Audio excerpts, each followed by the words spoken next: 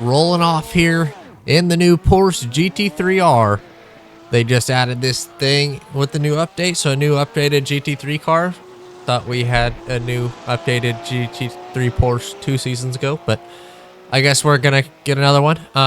So we'll see how this thing drives. It'll probably be the fastest GT3, so you have to buy a new one because it's the newest one, so it'll make it the fastest, so you have to buy it. So that's the way I'm expecting it to go, but this thing looks pretty cool. I like the paint scheme on it, but driving around first time here around Daytona. Got a lot of track time in a GT3 around here, so hopefully it's going to be a good test. And let's just jump right into it. First things first, looking at the interior, not much has changed. It really doesn't seem like much is going on. So, yeah, not much has changed from Porsche to Porsche. They all look pretty similar. Yeah, nothing really to talk about there.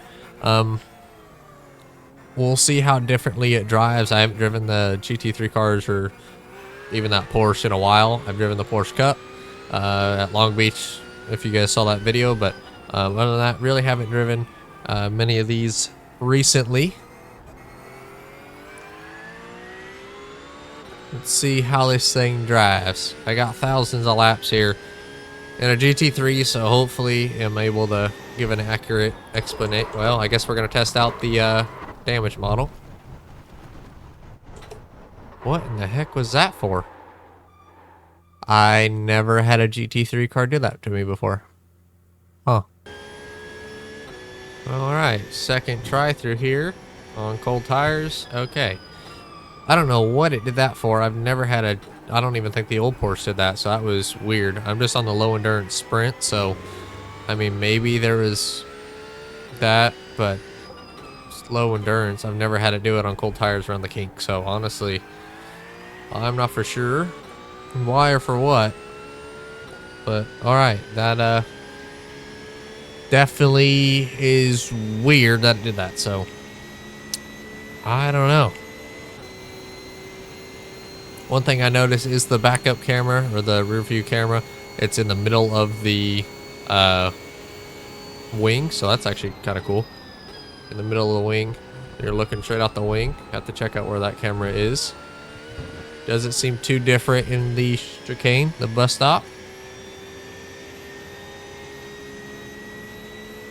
It still has that annoying 6-gear high-pitched noise, and it's even worse in this thing.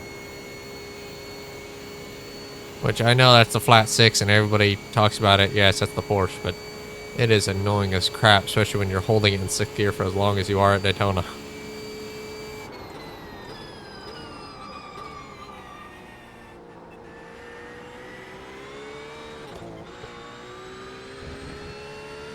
Oversteer there. I did turn off track control.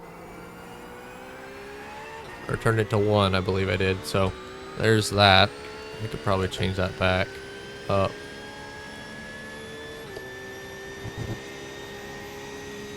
So once tires get warm, it didn't seem to do it there, but I don't get why it did it the first time on cold tires. Interesting. Very interesting. So hard on the brakes. It doesn't drive that much differently. I mean, it's obviously... You're going to have to buy it if you want to run the Porsche, because the old one got put to retirement. So that's one thing that kind of sucks, is they just bring out an old one, or one that they just had in however long ago, and now they're have it replaced. So it's like, why they're replacing cars that they just replaced. So I don't know why it even matters, but I don't get it. I do think the Audi, the McLaren could get an update. That might be kind of cool. I mean, give us something new, not another Porsche or another Mercedes or another same thing. But let's see what lap time we can get out of this sucker, see how it drives. It does drive pretty similar, so that nothing new to report. It doesn't seem to have the understeer that the old one does. It feels like it turns a little bit better than it. So That's a plus, I guess.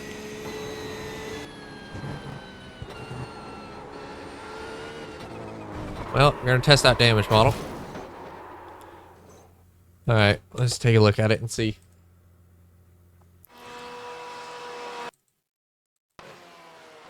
I was just trying to send it that last bit, but I really can't tell much of a difference, so let's just check out damage model.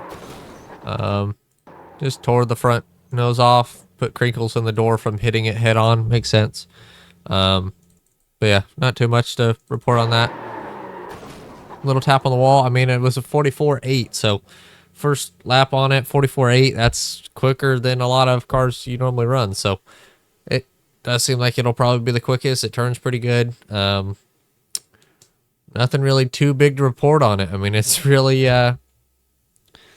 really pretty similar to the other Porsche. They just rescanned it and made you have to buy it again. Alrighty, listening to it here around the big track, but the new Porsche, just pretty much a rescan. I mean, didn't have to do too much testing. I've driven enough GT3s around here to understand it.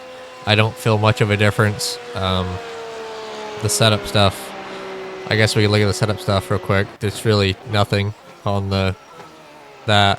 There's not much that has changed there. Like I don't know much of this stuff. Nürburgring high fixed. I mean, it's just, there's not much difference to it. Like, it's just another one that they rescanned so that you had to buy. That's like the only explanation to it. Only thing that I could say. It's cool that we have it, but I mean, that's the problem with iRacing that they're starting to have, is just they're adding rescan cars that don't matter, like we already have in the game. So it'd be nice if we get the Trans Am series. Like, that would be a road car that I would love to have. Get the Trans Am cars. Those would be awesome. Or the new 720S McLaren, that would be cool to have. A new R8. I mean, if you're going to update something that has been in the game for years and they still haven't even done nothing with. So it'd be nice, but we just got another car that iRacing's doing a quick money grab. So only way that I can kind of say that's the problem with iRacing lately is just not too many new cars or nothing fun that's being added. There's just the same road stuff and no oval, which there's a ton of wing sprints or sprint cars could be changed. Anything. I mean, give us a new modified, I mean, mini stock. Give us a mini stock just to beat the crap out of each other and have fun with that. That would be cool. Dirt, I can think of like 20 different things, like dirt street stock, like real dirt street stock, or real mini stock. I mean, a ton of cars that would be fun to do. Dirt road would even just be cool. Like, give us something fun like that, but I doubt that we'll see anything. It's just road keeps getting these updates, and that's the thing that sucks with it. But hopefully Trans Am gets added. Trans Am would be cool. I would run that series 12 weeks. That would be awesome if they did add that. But the Porsche, I don't know. If you want to run the Porsche, you'll have to buy it. So that's the, I mean, 5 out of 10 for a new car. I was pretty excited about it. Then I got to driving it. There's not much of a difference. It drives the same as the other one. So if you want to drive a new Porsche, then you'll have to buy it again. That's, if you want to drive a Porsche, you'll have to buy it again. I mean, that's the only problem with it. They're not going to give, I think you're getting like half the money back, but you're still going to have to pay $5 for it or whatever it is. So, oh well, new Porsche is how expected. Not too much of a difference, but same GT3 car that we had. So, oh well, but if you guys enjoyed, leave that subscribe. I'll see you guys in the next one. Goodbye.